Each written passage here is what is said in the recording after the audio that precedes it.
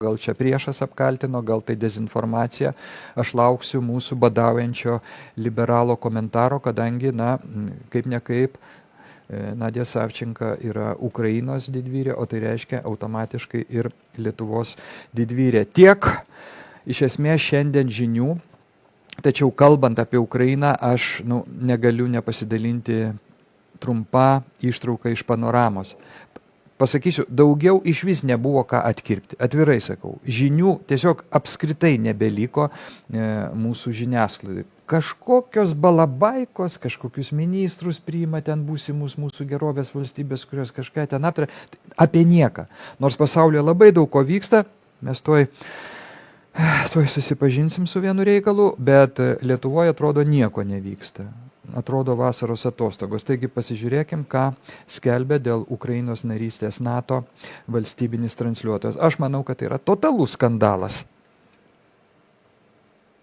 NATO valstybių užsienio reikalų ministrai aptarė Ukrainos prašymą pakviesti šalį į alijansą jau šiandien, tačiau Kijevas išgirs neigiamą atsakymą. Andrijus Sybiha sako, vienintelis saugumo užtikrinimas – narystė NATO. Tačiau didelė dalis sąjungininkų vis dar nenori pakviesti Ukrainos į NATO. Pasak diplomatų, didžiausios priešininkės Jungtinės valstijos ir Vokietija. Intensyviai apie tai diskutuojame. Reikia saugumo garantijų, kurios tikrai veiktų. Ir alijanso vadovas paklaustas apie tai susukinėja. Mes galime susėsti prie kavos puodelio ir sugalvoti daug variantų, kaip tai atrodys. Didesnio lūžio artimiausius mėnesius tikėtis neverta, sako analitikai. Visi sulaikė kvapą, laukia, ką darys į Baltuosius rūmus, taigi ir prie NATO stalo sugrįžęs Donaldas Trumpas.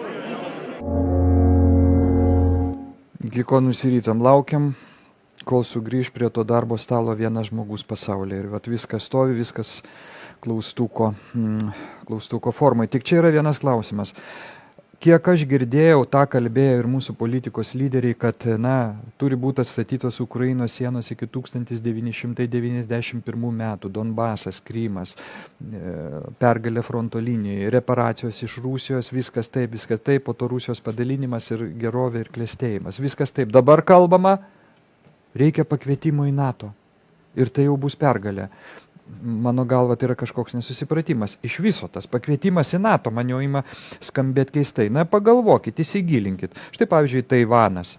Jisai ne NATO, bet amerikiečiai pasakė gins, kaip sakoma, iki paskutinio milimetro. Izraelis.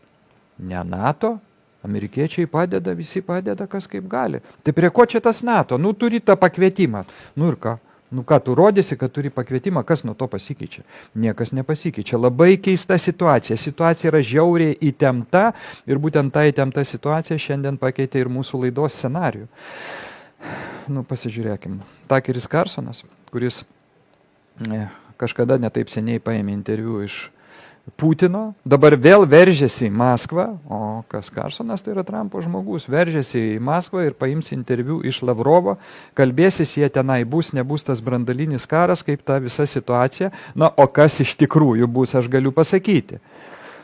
Trumpas per Takerį Carsoną nusiunčia pranešimą kažkokį užšifruotą Maskvai, Putinui, Kremliui, Lavrovui, perduoda, pasiuntinys. Prisidengs tarsi kažkokių interviu. Skandalas, bet netgi ir pats interviu yra skandalas. Nesvarbu, kokiai žinutė atneš. Kaip galima imti interviu? Pavyzdžiui, mūsų valstybinio transliuotojo žurnalistai niekada net neprašys interviu iš kažkokių tokių veikėjų. O čia važiuoja amerikiečiai, ima interviu. Tai yra absoliutus visiškas skandalas. Kitas dalykas, vakar minėjau, nežinau, gal pasižiūrėjo tą interviu su Rodžersu Watersu. Pirma dalis patalpinta. Tai ką pasakė Watersas? Nuolat skaitau Putino kalbas. Negalima skaityti Putino kalbų. Negalima klausyti Putino kalbų. Pavyzdžiui, jeigu Putinas kalba 2-3 valandas, ką parodo pas mus valstybinis transliuotas? 20, 30 sekundžių iš to ir po to dar 10 minučių pakomentuoja, ką galvojo ir ką susapnavo Putinas. Ir viskas aišku, ir užtenka, o ne, toks žinomas muzikantas, Pink Floyd, kaip sakoma, įkūrėjas, legenda, jisai nuolat, ne šiaip, kad vieną kartą atsitiktinai, nuolat skaito Putino kalbas. Todėl šiandieną mes porą valandų dabar porą valandų drauge pasiklausysim Putino. Kas atsitiko? Atsitiko nelaimė. Įvyko Maskvoje, ar vyksta dar, investicinis forumas Rusija šaukia.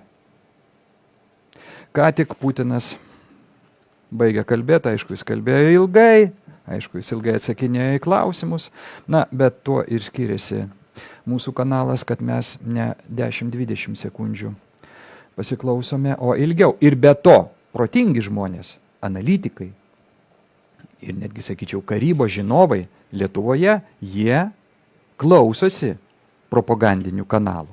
Ir pavyzdžiui, buvęs Lietuvos kariuomenės vadas Žukas su didžiausiu malonumu klausosi propagandistų.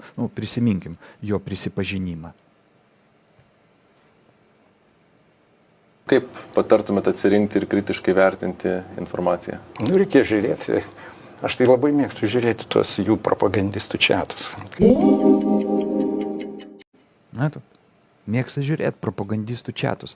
Taigi aš dabar kviečiu visiems drauge pasižiūrėti rimtą propagandistinį čiatą. Visiškai šviežią. Tai bus premjera, kadangi aš pats asmeniškai, išklausiau gal 3 minutės. Pažiūrėsim, ką pasakė šis Kremliaus atstovas.